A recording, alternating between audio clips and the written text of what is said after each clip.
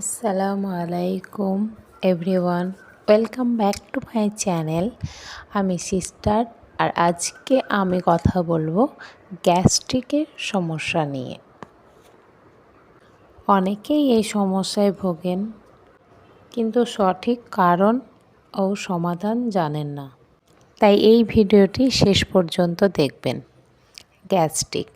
গ্যাস্ট্রিকটা আসলে কি? গ্যাস্ট্রিক হলো পেটে অতিরিক্ত গ্যাস তৈরি হওয়া, যার ফলে পেট ফোলা, বুক জ্বালা এবং অস্বস্তি হয়। গ্যাস্ট্রিক হওয়ার প্রধান কারণগুলি হলো সময় মতো খাবার না খাওয়া, অতিরিক্ত তেলযুক্ত মশলা খাবার খাওয়া, ফাস্টফুড বেশি খাওয়া, জল কম খাওয়া এবং অতিরিক্ত দুশ্চিন্তা বা মানসিক চাপের কারণে প্রধানত হয়ে থাকে। এবার আমি বলবো যে কী খাবার খেলে গ্যাসের সমস্যা বাড়ে বা গ্যাস্ট্রিকের প্রবলেম হয়। যেমন ভাজা পোড়া যেমন এক্সাম্পল সিঙ্গারা, পুরি, চপ, মুড়ি, এগুলো এখনকার এগুলোই মানুষ এগুলোই বেশি খায়, বেশি পছন্দ করে, স্বাচ্ছন্দ্য বোধ করে। কিন্তু আপনারা নিজেও জানেন না যে এগুলো খেয়ে আপনারা আপনাদের নিজেদের শরীরের কতটা ক্ষতি করছেন।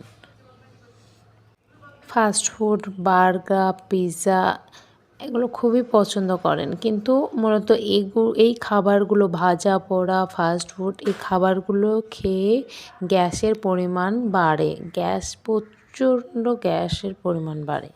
অতিরিক্ত ঝাল মশলাযুক্ত খাবার কারণে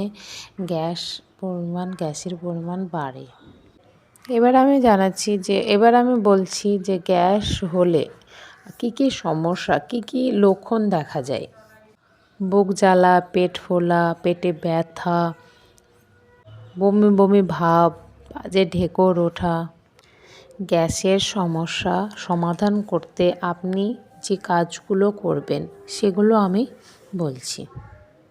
নিয়মিত ও সময় মতো খাবার খান, প্রতিদিন পর্যাপ্ত মতো পানি পান করুন, তেল ঝালযুক্ত মশলা পরিমাণ খাবারগুলো কম খান, আর রাত্রিরে দেরি করে খাবার খাবেন না।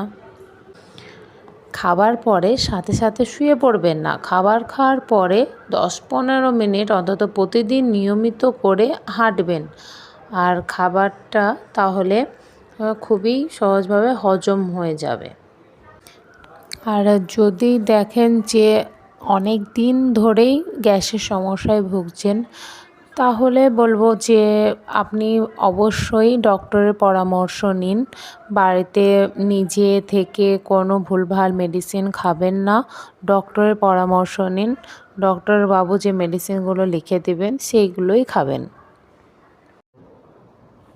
সুস্থ থাকুন, ভালো থাকুন। আসসালামু আলাইকুম। যদি আপনাদের ভিডিওটি ভালো লাগে অবশ্যই লাইক করবেন, শেয়ার করবেন এবং সাবস্ক্রাইব করে দেবেন।